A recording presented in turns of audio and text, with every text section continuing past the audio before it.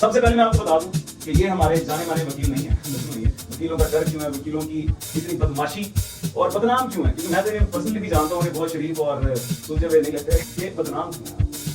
वकील बदनाम क्यों? कोर्ट का नाम लेकिन वकील का नाम लो, डर की जगह नहीं है। बस ये बेटा जिंदगी में पैसा आए ना आए, लेकिन अपनी इज्जत अपने हाथ में रखिए। मैं लिख के देता हूँ, वकील रिश्वत के सिवा काम कर ही नहीं सकते। ये जो मुल्क में पूरे में ना ये एक ट्रेंड चलती है रिश्वत वाला। अगर आपको तो डर नहीं, मुझे बड़ा डर है।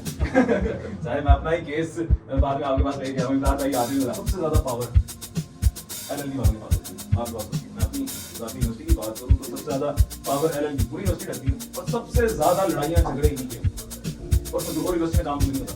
इसी में जो पावर का मिसयूज होता है एलएलबी वालों की, कम्युनिटीज नहीं होती है, सोसाइटीज नहीं होती और वो उसका मिसयूज करते हैं बकायदा। और पूरी यूनिवर्सिटी में सब एक चीज से रटते जा रहे हैं, एलएलबी लेके जा रहे हैं। ये चर्च का केस हो गया, क्लाइंट मेरा जा दादा फिर बाहर जावा गोड़ियां ते रेड़ के आ जान चार मिनट वापस इच पे। गुमनाम पॉडकास्ट में खुशामदीद। नाजरीन, आज मेरे साथ एक ऐसी शख्सियत मौजूद है जिन्हें घर वालों ने भी सिर्फ बाईसाइकिल का चलान छुड़वाने के लिए रखा हुआ है। इदार कबो साहब, बहुत शुक्रिया आपके सस्ते वक्त का। वेलकम टू गुमनाम पॉडकास्ट। कैसे हैं आप? अल्हम्दुलिल्लाह जी, आप सुनाएं सब खैर? अल्हम्दुलिल्लाह। सबसे पहले मैं आपको बता दूं कि ये हमारे जाने माने वकील नहीं है, बिल्कुल नहीं है, लेकिन वकालत के बारे में बहुत कुछ जानते हैं। इसलिए इनसे बिना टाइम वेस्ट करते हुए वकालत के बारे में ही सवाल पूछेंगे जो आम लोग जानना चाहते हैं। वकीलों का डर क्यों है, वकीलों की इतनी बदमाशी और बदनाम क्यों है? क्योंकि मैं तो इन्हें पर्सनली भी जानता हूँ और ये बहुत शरीफ और सुलझे हुए नहीं लगते, जरा भी नहीं लगते। बात तो सही है। तो पहला सवाल यही है आपसे कि बदनाम क्यों है आप लोग? वकील बदनाम क्यों है? बदनाम जो इतना कर दिया हुआ है ना, वो हमारे वकीलों में कुछ ऐसे हैं कि जो वकालत में आते हैं सिर्फ और सिर्फ अपना एक पैसा कमाने के लिए। 25 दिन में पैसा डबल। ठीक है।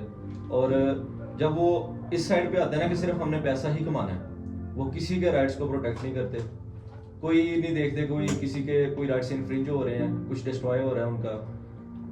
जब इस तरफ लोग आते हैं ना तो फिर सारे काम खराब होते हैं। अच्छा, जिसकी वजह से बदनामी भी होती है, क्योंकि वो वक्त पे काम नहीं करते, वक्त पे वो उनसे पे भी ले लेते हैं, जो उनके चार्जेस होते हैं, चार्जेस उन पे वो अप्लाई कर देते हैं अपने कि हमारी फीस इतनी है। तो जब वो चार्ज करते हैं तब भी वो काम नहीं करते, जब वो चार्ज करने के बाद तब भी काम नहीं करते, ट्रायल्स कोड ले करते रहते हैं, जिस वजह से जो उनके क्लाइंट्स होते हैं वो उनसे बदजन होते हैं, सारे काम भी खराब होते हैं इनसे। इस वजह से वो कहते हैं कि ये पैसे कमाते हैं, ज़्यादा पैसे छापते रहते हैं, हमसे ज़्यादा पैसे लेते हैं। इस वजह से बदनामी ज़्यादा पैदा होती है। तो बदनाम सिर्फ चंद लोगों की वजह से तो नहीं है, या आप कहें कि एक मछली है उसने पूरा तालाब गंदा कर दिया। वैसे होता भी है अमूमन इसी तरह, लेकिन आप आम बंदे से जिससे जाके मर्जी पूछ लें, कोर्ट का नाम लें, वकील का नाम लें, वो डर के कहेगा नहीं भाई बस बता। हर बंदा, अब खुद बताएं आपके खुद के क्या इरादे हैं? अब माशाल्लाह अभी आपने डिग्री की है और आपने भी वकालत करनी है और कर भी रहे होंगे जी। तो खुद के क्या इरादे हैं? क्या पहला स्टेप होता है जहां से इंसान खराब होता है? नहीं, मेरे इरादे जो है ना शुरू से ही, एक दो फैमिली में भी ऐसा, मतलब पापा ने भी मुझे समझाया बड़ा अच्छे तरीके से। जब मैंने वकालत में अपना पहला कदम रखा, एडमिशन लिया मैंने, उस वक्त भी पापा ने मुझे यही बात समझाई थी कि बेटा जिंदगी में पैसा हाथ आए ना आए, लेकिन अपनी इज्जत अपने हाथ में रखनी है। शाबाश बेटा, बहुत बढ़िया। बहुत अच्छी बात। क्योंकि पैसे से इंसान की इज्जत नहीं बनती, सिर्फ पैसे से उनकी इज्जत नहीं बनती है। उन्होंने मुझे बोला है कि जिंदगी में कभी भी मुझे ये ना सुनना पड़े कि इसके बेटे ने ऐसे झूठ के साथ काम किया है, झूठ बोला इसने।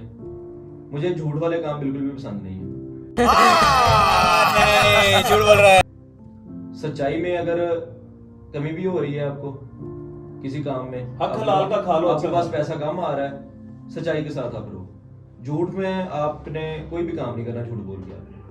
तो मेरा भी यही, मैंने अपना मोटिव रखा हुआ है कि मैंने सिर्फ और सिर्फ सच्चाई के साथ मैंने काम करना है, इंशाल्लाह, ताकि आगे इज्जत बनी रहे। जो मेरे बाबा की इज्जत बनी है, उनकी वजह से आगे हमारी इज्जत बननी है, और मैं उनका नाम जितना अभी है मैं उससे भी ज्यादा ऊपर लेके जाऊँ इंशाल्लाह इंशाल्लाह। अच्छा, पाकिस्तान की जिस तरह सिचुएशन है, जिस तरह के हालात हैं, इन्फ्लेशन इतनी ज्यादा है, रिश्वत के सिवा क्या काम हो सकता है? रिश्वत के अलावा काम हो सकते हैं? नहीं हो सकता। मैं लिख के देता हूँ, वकील रिश्वत के सिवा काम कर ही नहीं सकते। अरे बाप रे, ये तो धोती खोल रहा है। बात ये है कि हमारे जो मुल्क में पूरे में ना ये एक ट्रेंड चल चुका है रिश्वत वाला।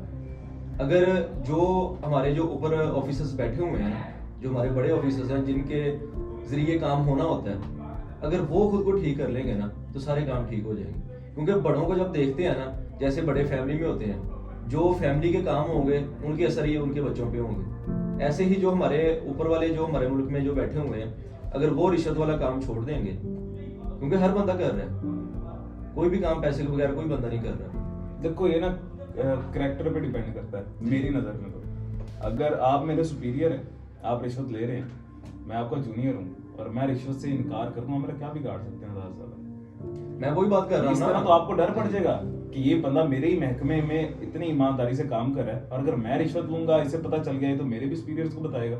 ये तो नहीं कि अंडर पीयर प्रेशर की वजह से रिश्वत लेना शुरू हो गए। हर किसी का अपना मफाद होता है, कोई बंदा इस तरह नहीं कि मेरा बड़ा ले रहा है तो ले लेता हूँ, कोई मसला नहीं। आपने वो कैरेक्टर की बात कही ना, कैरेक्टर वाली बात आपकी बिल्कुल ठीक है। मैं सिर्फ ये बात कर रहा हूँ कि ये असर होता है जो जिस बंदा ग्रुप में बैठा हो या जिस भी फील्ड में चला जाए, उस फील्ड के मुताबिक जो हमारे लोग होते हैं ना, उनका भी बड़ा असर पड़ता है। क्योंकि देख देख के ही इंसान अगले बंदे से सीखता है, और जिस तरह का अगला बंदा देखे करेगा तो इंसान वही सीखेगा। अगर कोई देखता है ना कि ये बंदा पैसे कमाई जा रहा है, ये काम कर रहा है, पैसे इसने इतने ले लिए हैं, यार क्यों ना मैं भी पैसे कमाऊं, मैं भी ये वाले काम शुरू कर लूं। मतलब फिर हलाल हराम का थोड़े से बुरे असरात उन पे पड़ जाते हैं, सोबत का असर आ जाता है उसमें।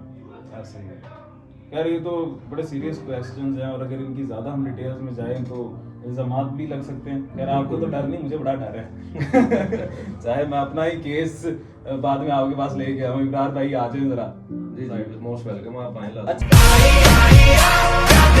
एक और एलएलबी के रिलेटेड एक बड़ी बात है कि आप जोन सा महकमा, जोन सा इंस्टीट्यूट, यूनिवर्सिटी, कॉलेज, स्कूल, अब एलएलबी लॉ के स्कूल हैं, बाकायदा कॉलेजेस हैं उनके, और वहाँ सबसे ज्यादा पावर एलएलबी वालों के पास होती है, आपके पास होती है। मैं अपनी जाती यूनिवर्सिटी की बात करूं तो सबसे ज्यादा पावर एलएलबी, पूरी यूनिवर्सिटी डरती है, और सबसे ज्यादा लड़ाइयां झगड़े इन्हीं के हैं, और फजूल, और यूनिवर्सिटी में काम भी कोई नहीं होता। देखो अगर आप एक कॉलेज में हेड प्रीफेक्ट भी हो ना, पानी का मसला आ रहा है कॉलेज में या फिर सफाई का मसला आ रहा है, तो वो आपकी जिम्मेदारी, वो लड़का करवाता है वो काम, आप उसके हेड हो। और आप एलएलबी वाले हो के ये क्या करते हैं, ये अपना रोप झाड़ते हैं, पिस्तौलें रखी होती हैं आगे, गाड़ियों पे आ जा रहे होते हैं, बस लड़कियों में बैठे हैं, शोखी मारी है।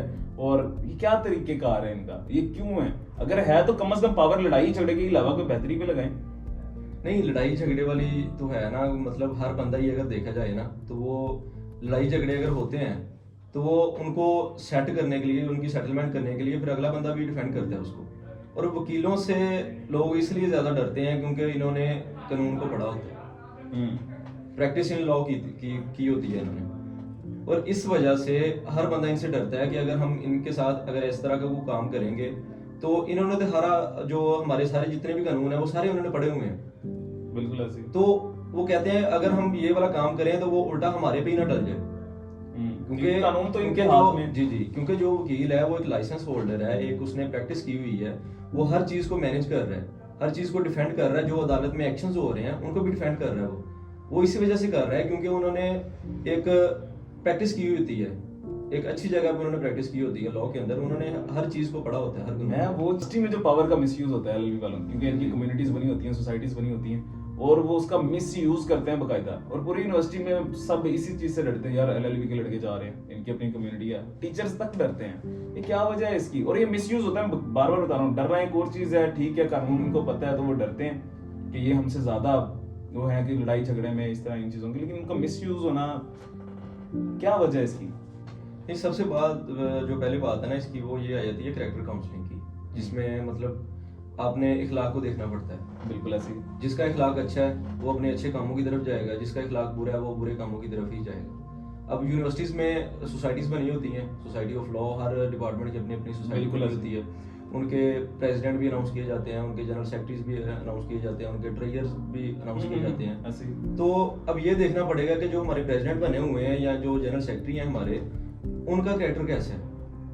अगर वो कैरेक्टर अच्छे वाले हैं तो ये लड़ाई झगड़ों वाली साइड पे आएंगे नहीं, हर बंदा उनसे प्यार से ही बात करेगा, कोई उनसे डरेगा नहीं, क्योंकि उनको इस बात का होगा कि इनका कैरेक्टर अच्छा है, इनसे अगर हम बात करेंगे भी तो हमारे साथ ये अच्छे तरीके से बात करेंगे, हमारे साथ कोऑपरेट करेंगे। बिल्कुल ऐसे ही। तो ये बात है, कैरेक्टर की बात आ जाती है। जो बंदे अपने इस कैरेक्टर की तरफ आ जाते हैं ना कि उनका कैरेक्टर अच्छा नहीं है, लड़ाई झगड़े की तरफ जाते हैं कि हमारे पास पावर है, हम इसका मिसयूज करेंगे, तो वो सिर्फ जिंदगी में सिर्फ मिसयूज ही करते रहते हैं, वो कभी भी आगे बढ़ते नहीं है, मतलब धोखे में रहते कभी हैं भी वो। जिंदगी में वो तरक्की नहीं कर सकते जो अपने कैरेक्टर को बुरा बना लेते हैं यूनिवर्सिटी लाइफ के अंदर ही। क्योंकि यूनिवर्सिटी लाइफ हमारी एक बेसिक हमारी एक पोजीशन है बिल्कुल। जिसमें हमने अपने आप को सेट करना है प्रैक्टिकल लाइफ में जाना। प्रैक्टिकल लाइफ में। एक हमारे टीचर्स हम पे अपॉइंट किए गए हैं जो हमें सिखाते हैं सारा कुछ, बिल्कुल ऐसे। उनकी बात हम मानेंगे तो हम उसमें आगे बढ़ेंगे। अगर उनकी बात नहीं मानेंगे, नहीं सुनेंगे, क्लासेस भी मिस करेंगे, लड़ाई झगड़ों में जाके पढ़ेंगे, तो अपना कैरेक्टर हम खुद खराब कर रहे हैं। बिल्कुल ऐसे। जब कैरेक्टर हमारा खराब होगा तो फिर ऑब्वियसली बात है कि हम उसी साइड पे सिर्फ रहेंगे, हम कभी भी अच्छी मतलब एडवोकेसी ये है कि अगर आपके हाथ में पावर है और आप उसका मिसयूज करते हैं इस एज में भी, तो आप अभी भी सेल्फ सेंटर्ड, शोखी और गुमराही की जिंदगी गुजार रहे हैं। ये एक बड़ी अच्छी बात थी और बड़ी अच्छी एडवाइस थी इब्रार भाई की तरफ से। अच्छा इब्रार भाई, ये बताएं कि एडवोकेसी में लीगल एथिक्स क्या होते हैं, और अगर आप कोई एडवाइस दे दें कि आप ये सिस्टम सारा जितना कोर्ट कचहरी वकालत इन सब का ये कैसे बेहतर कैसे हो सकता है? देखिए, लीगल एथिक्स जो है ना उसमें ये है कि जो वकील होता है ना वो एक प्रैक्टिस इन लॉ करता है, एक अच्छी जगह पे जाके वो सारे कानून को अच्छी तरह से पढ़ता है। और उसमें लीगल एथिक्स में ये आ जाता है कि कोई भी वकील जो है वो अपने क्लाइंट्स के साथ, जो भी उसके पास क्लाइंट आता है ना उसके साथ अच्छे बर्ताव के साथ वो पेश आए। सबसे पहली बात तो ये, अगर उनके जो मसाइल हैं उनको देखे, उनको पढ़े, उन पे स्टडी करे, उन पे सर्च करे कि इसका आगे क्या हल निकल सकता है और क्या इसका हल जल्दी निकल सकता है, कि इसको ज़्यादा डिले ना किया जाए। कुछ जो हमारे वकील भाई हैं वो ऐसे करते हैं कि क्लाइंट के जो केसेस आते हैं उनके पास वो देखते हैं, रख लेते हैं अपने पास, उनको बताते हैं कि हमारी इतनी फीस है, उनसे फीस भी चार्ज कर लेते हैं वो, और फीस चार्ज जब करते हैं उसके बाद भी वो अपने काम में जो प्रोग्रेस जो होती है ना वो डिले कर देते हैं उसको। तो ये काम नहीं करना चाहिए हमें, क्योंकि अगर जितना हम उसको डिले करते जाएंगे, कहते हैं ना कि पेशियां पई जा रही हैं, ऐसा ही है। ये काम नहीं होना चाहिए। तारीख पे तारीख। ये काम नहीं होना चाहिए, क्योंकि वकील कुछ होते हैं जो काम में अपने दिलचस्पी लेते नहीं है, वो जाते हैं अगले दिन जाते हैं अदालत में जाके जज साहब से कहते हैं कि हमारा केस जो है ना थोड़ा सा और डिले करें, अभी हमें डेट चाहिए और अभी मजीद हमें और सर्च करनी है। तो ये हमें काम नहीं करना चाहिए, जितना जल्दी हो सकता है आप उसको कंबाइन करें अपने केस को। जब हम केस को कंबाइन करेंगे ना तो सबसे पहले तो हमारा क्लाइंट खुश होगा हमसे कि ये हमसे इन्होंने चले फीस एक्स्ट्रा चार्ज कर भी ली है लेकिन हमारा काम जो है पूरे टाइम पे हुआ है, इस वजह से क्लाइंट बड़ा खुश होता है। ठीक है। और दूसरी बात ये कि जब क्लाइंट आता है उसको एक तो सबसे पहले ये देखना चाहिए कि जो आपका क्लाइंट है ना उसकी फाइनेंशियल पोजीशन देखनी चाहिए सबसे पहले। बहुत अच्छी बात है, आपने बहुत फाइनेंशियल पोजीशन जब हम उसकी देखेंगे ना तो जो क्लाइंट होगा हमारा वो भी इस बात से ना बड़ा एग्री हो जाएगा और मुतमिन हो जाएगा। बिल्कुल ऐसे कि यार ये मतलब कि हमारे साथ एक अच्छा सलूक कर रहे हैं, हमारे साथ अच्छा बिहेव कर रहे हैं। अच्छा, ये चीजें इखलाक से आती है, मतलब एहसास और इखलाक से आती है। जी बिल्कुल इखलाक से। ये वही बात मैंने जो आपको यूनिवर्सिटी वाली कही कि अपना कैरेक्टर आप जब अच्छा कर लेंगे ना तो कानून में यही सारा कुछ है कि अपने एथिक्स आपने देखने हैं सारे, क्या क्या हमारे लीगल एथिक्स हैं, क्या क्या हमारे प्रोफेशनल एथिक्स हैं, कि हमारे प्रोफेशन में आगे जाके जो एथिक्स आते हैं ना वो क्या क्या हैं। वो यही है कि अपने कैरेक्टर को आप जब अच्छा रखेंगे ना, स्टार्टिंग में ही जब अच्छा रखेंगे, अपनी बेसिक अपनी अच्छी बना लेंगे आप, तो उसके बाद आप ये देखेंगे कि जब आपके पास कोई क्लाइंट आता है ना तो आप उसकी फाइनेंशियल पोजीशन देखेंगे। ठीक है। और फाइनेंशियल पोजीशन देख के फिर उसको आप कहेंगे कि इतनी फीस है तो अब हम इसको ना चार्ज करेंगे। आप सही है, हमारे केस की इतनी फीस है, हम इतनी चार्ज कर रहे हैं। तो आपने ये भी देखना है, इससे आपका क्लाइंट भी बड़ा खुश हो जाएगा। बिल्कुल ऐसे। तो यही चीजें हैं हमारे साथ, क्योंकि अगर कोई क्लाइंट आता है ना तो उसका आपने उसके राइट्स को देखना है सबसे पहले कि उसका राइट को इन्फ्रिंज तो नहीं हो रहा, और ये भी देखना है कि उसका जो केस है वो सच्चाई पे मबनी है या झूठ पे मबनी है। बिल्कुल ऐसे, ये आपने सबसे पहले देखना है। बिल्कुल ऐसे। तो आपने हमेशा जो है ना वो सच्चाई का साथ आपने नहीं छोड़ना। बहुत अच्छा, बिल्कुल ऐसे। अच्छा, एक चीज ना मुझे कभी नहीं समझ आई, वो ऑफ द ट्रैक सवाल है कि ये आपका तनख्वाह वाला सिस्टम है या पैसे किस तरह ये आप चार्ज करते हैं? क्या चीज लिखी होती है कि भाई अच्छा BS कर लिया तो ये 20,000 लेगा, इसने इतने साल सर्विस कर लिया है तो ये 10,000 लेगा या लाख लेगा, किस तरह नहीं, वो ये किस बेस पे आपको वो आप फीस रखते हैं इस चीज की? वो ऐसे नहीं है कि मतलब जिसने ये कर लिया वो कर लिया, वो इस हिसाब से देखते हैं कि जिसने ज्यादा स्टडी की हुई है उसके पास ज्यादा एक्सपीरियंस है। नहीं, तो आपका एक्सपीरियंस तो आता है आपकी प्रैक्टिस के साथ। प्रैक्टिस के साथ आता है, मैं वो बात कर रहा हूँ कि जब हम स्टार्टिंग में देखते हैं हमारा इतना एक्सपीरियंस नहीं होता, हम जितनी इसमें स्टडी करते जाएंगे, जितनी ज्यादा स्टडी करेंगे उतना ज्यादा हमारा एक्सपीरियंस होगा, जितना ज्यादा एक्सपीरियंस होगा उतना जल्दी हम अपने केसेस को है वो हैंडल भी कर सकते हैं। तो फिर हम उस हिसाब से देखते हैं कि अपनी फीस आपने कितनी चार्ज करनी है। कि अगर हम काम में आपको वही बताया कि कुछ जो होते हैं वो अपने सिर्फ पावर्स दिखाने के लिए, पैसा कमाने के लिए सिर्फ करते हैं, लेकिन वो अपने क्लाइंट की कभी भी उनके राइट्स को प्रोटेक्ट नहीं करते इतना जल्दी। उनके राइट्स फ्रिंज हो रहे हैं, डिस्ट्रॉय हो रहे हैं, जो भी हो रहा है वो इस चीज़ के कभी भी नहीं देखते उनको। तो ये चीज़ है कि जब आपको एक्सपीरियंस है अच्छे वाला, आप काम ये कर सकते हैं, जितना जल्दी आप कर सकते हैं आप उस हिसाब से फिर अपनी फीस, वो एक वकील का राइट है कि उसने अपनी फीस चार्ज करनी है। लेकिन ये है कि अगर आप फीस चार्ज कर रहे हैं तो आप अपना काम भी पूरे टाइम पे करें, बिल्कुल ऐसे ही। काम में डिले ना करें। सही बात है। ये थोड़ी देर पहले आपने मुझे वो एक शायरी सुना रहे थे, वो क्या थी वो असल में ना एक वकील की दुआ है। अच्छा। जो कि फजर के वक्त वो उठता है, अच्छा। तो ना अपने रब से वो दुआ करता होता है। बड़ी तो बात है, मैं- वकील भी नमाजें पढ़ते हैं। तो वो मैं आपको ना सुनाता हूँ कि फजर नमाज सी मुसल्ले ते वकील सी, फजर नमाज सी मुसल्ले ते वकील सी, हथ जोड़ कीती ओने रब तो अपील सी, चंगा नंगे दिन फिर आ जावे झस जी, कतल दा केस होवे फिर गाहक जाए फस जी। फजर नमाज सी मुसल्ले ते वकील सी, हथ जोड़ ओने कीती रब तो अपील सी, चंगा नंगे दिन फिर आ जाए झस जी, कतल दा केस होवे गाहक जाए फस जी।